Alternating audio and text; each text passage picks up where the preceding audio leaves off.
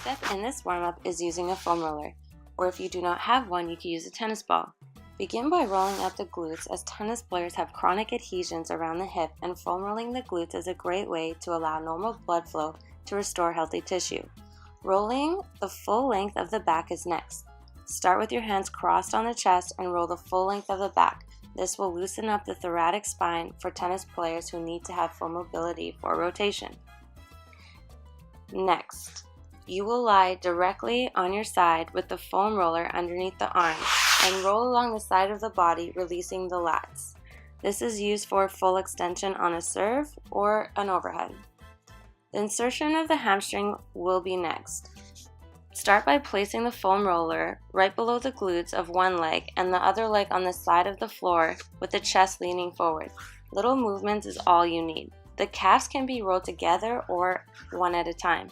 If you do one at a time, you can apply more pressure on the calf being rolled by the other leg. The next phase is full body mobility. This is important to provide movement around a joint, which leads to better stability and better overall strength. You want to loosen up the hip joint by placing one ankle over one knee and pushing on the knee to open up the hip. Make sure your lower back is flat on the floor. Next, you want to have your knee over your hip with the foot flexed.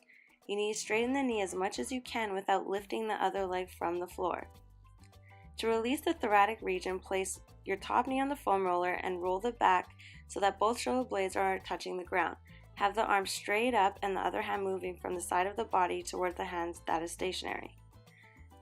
Begin scapular push-ups, making sure the hips are stable and abs are tight, and just focus on trying to bring the scapula together and pull them apart as much as you can.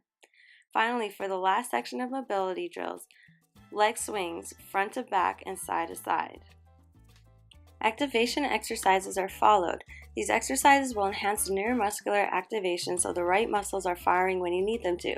The bird dog is the first exercise beginning on your hands and knees. Squeeze your abs and your glutes and extend the opposite leg and opposite arm.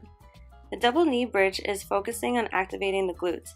You want to make sure your toes are facing the ceiling and drive the heels down to activate the glutes. Single leg glute activation is next, where you bring one knee to the chest and begin the same motion with one leg. Full dynamic warm-up is performed to prepare the body for vigorous movement by increasing the speed of contraction.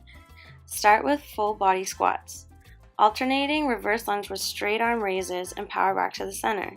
To release the groin, perform side lunges where you step one foot out to the side and one leg straight, power back to the center. For IT band, keep your hips square and step back behind the front foot. A diagonal lunge is performed, releasing the hip flexor, where you step the foot outside the hip and power back to the center. The single leg RDL is used to stretch the hamstrings, additionally working on balance as well. Make sure you have a flat back and the leg is guiding the movement to lower the body. Alternating forward lunge will follow, focusing on having the knee over the heel. The next exercise will be exactly the same as the previous one. However, instead of rotating over the front leg, you will lean over the front leg with a straight arm, feeling a stretch along the side of the body. Step forward and have both hands inside the foot, not passing the big toes. Try to go down to the forearms if possible.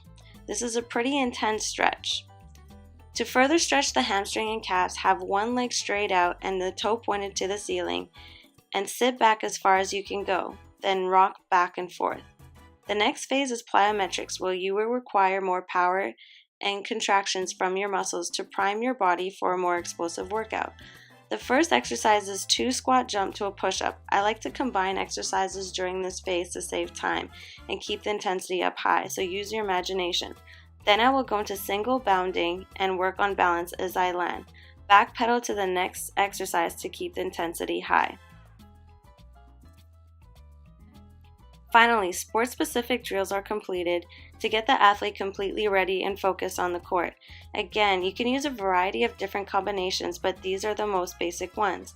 I began with quick feet to a split step, and backhand and forehand volleys were shadowed. The next drill will begin the same as the previous drill, just backhand and forehand ground strokes were used to finish off the warm-up. All these drills must be completed 10 times per side, as I have not done in the video. A proper warm-up should be 15 to 20 minutes long. Also, you can use a variety of different exercises. The exercises I showed you in this video is specific for tennis players so that each muscle group used on the court is properly warmed up. Remember, the order is self-myofascial release such as foam rolling, full body mobility, full body activation, full body dynamic movement, full body plyometric movement, and finally, sport-specific drills. This warm-up is great for both on and court use. Have a great workout.